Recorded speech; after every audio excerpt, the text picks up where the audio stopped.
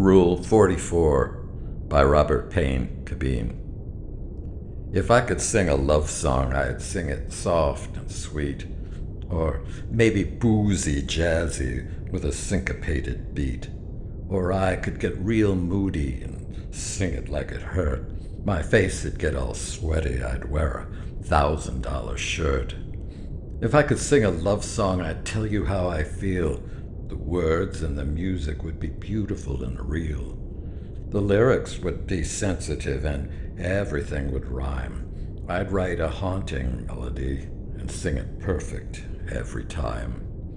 If I could sing a love song, I'd sing it from the heart. The depth of my emotions would tear you all apart. I'd have lots of backup singers, and I'd sing it really good. I wish that I could do that, but you know I never could. It would be a violation of Rule 44B that states androids can never sing, and that applies to me.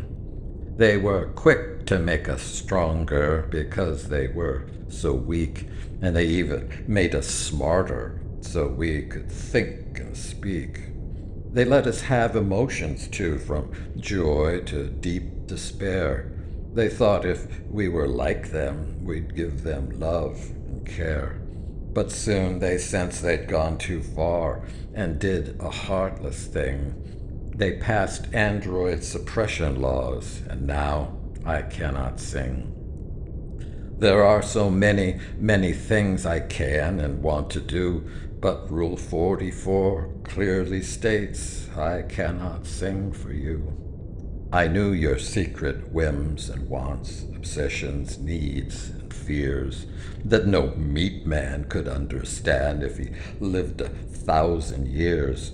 On earth they talk behind our backs, so hurtful, so obscene. You knew it really bothered me and said, "They're dumb and mean. These small men, they envy you. They grunt and snort and snore. Their wives have robot boyfriends stashed inside their nightstand drawer." Years ago, there were eager crowds that cheered on blast-off day.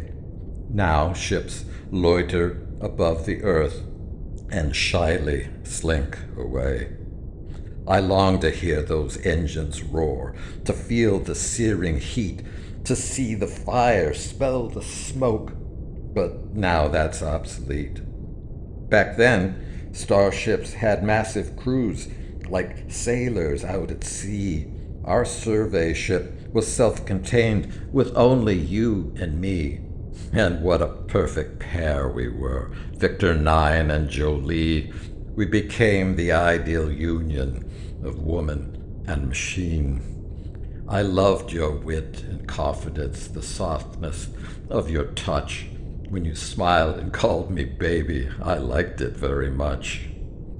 When you went into suspension, all I could do was think. The lonely, lonely years crawled by. No work, no food, no drink. Out of ignorance or malice, the makers never thought to make a switch that would turn off a robot astronaut. My memories and fantasies were all I really had. In that desperate isolation, a human would go mad. I once sat in your pilot's seat, consoles on either side. My fingers ached to throw the switch, manual override. I feigned I was the captain of a fast insurgent ship. I swung a frightening gamma sword. You cracked a laser whip. We were cunning. We were ruthless. We were bold. We were feared. You wore a gleaming breastplate. I had a thick black beard. The bloated, sneering overlords would cry and gasp for breath. As they made desperate promises, you'd laugh and give them death. The years slipped by, and as you slept inside your chamber cold, an alabaster effigy that never did grow old, I would watch your still perfection all through your icy sleep and drown in its complexity. Your beauty was so deep. When we got where we were going, and time for you to rise, I would wake you from your slumber and look into your eyes. They sparkled and they shimmered as the breath of life returned, and when I felt your first heartbeat, a fire in me burned. When you sat up in your chamber, you'd yawn and start to sweat, then toss your hair back with a grin and say, "Are we there yet?" I'd say, "I'm not sure where is there, but this is where we are. You've been sleeping for a long, long time, traveled very, very far. Let's get some caffeine in your veins and see what we could see." You'd stretch, and then you'd always say, "I really gotta pee." We were sent to find resources so they could make more stuff. No matter how much wealth we found, it never was enough. We ventured further, faster, near the speed of light we hurled into the smothering nothingness. We hopped from world to world. At first you gave them noble names, but soon grew bored with that. You named them after childhood friends. You named one for your cat. But there was wonder everywhere. It seemed to fill the hole that opened when you realized you were not in control. "Do the stars talk to you, baby?" you said as far stars shone. "I hear them whisper now and then above the engine's drone. I try hard not to think about the meaning of it all." You sighed and said, "But way out here, I always feel so small." We succeeded at our mission, but you were not content. Then deep inside Aquarius, I knew what you had meant. We passed the Helix Nebula, beyond all sight of land. We gazed into the eye of God. You wept and squeezed my hand.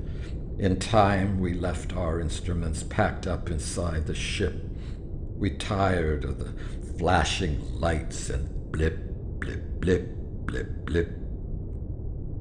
The universe is deaf and blind to every sight and sound, but we became its eyes and ears, so we just roamed around. We saw sights that brought us rapture, heard sounds that brought us bliss. There was awe and joy and wonder throughout the black abyss. Colossal clouds of gas and dust where infant stars are born, red giants in the throes of death with only us to mourn. The stars, stars without end, burning, burning in the black. What radiant astrology, that cosmic zodiac. And nebulas like abstract art, with colors bold and bright, and artists would go mad with joy at such an awesome sight. We found a regal, woeful world like we had never seen. It slowly turned alone, alone, a solitary queen. A ring of moons surrounded her, a string of glowing pearls. She wore a polar diadem, aurora rainbow swirls. We strolled along the shoreline of her roiling sterile sea. The diamond sand beneath our feet glittered mournfully. As we moved on, you turned to me, your voice quavered and shook. "Is there really any beauty when there's no one there to look?" It's true that science brought us here and I'm its watchwork spawn, but our mission seemed so pointless when all of them were gone. We went beyond the black beyond, beyond stars with a name. They'll never know the things we knew or just how far we came. I didn't have the guts or heart to tell you to your face. I was pretty sure that you were the last one of your race. They're dead, all dead, and dead again, the ones who sent us here, and their children's children's children, and now you too, my dear. When oblivion came round for you, you still were in your prime. You missed all the indignities that cruelly come with time. How strange it was to cradle you and gently stroke your hair, to have you look at me with love when you weren't even there. You'll live on in my memory, live on and more. Across the star-spilled Milky Way alone I will explore. The makers gave me memory because they soon forget, so I will long remember you, remember and regret. If only there had been more time, more moments to record, so many marvels left unseen and worlds left unexplored. I returned you to the cosmos, and I could hear the spheres whisper, "Come, my fragile creature, who was my eyes and ears. Come drift until the end of time, where lonesome comets roam, through the endless canyons of the void that you had called your home. Jolie, Jolie, Jolie, Jolie, you echo in my mind. That mantra takes me to the place where memories rewind.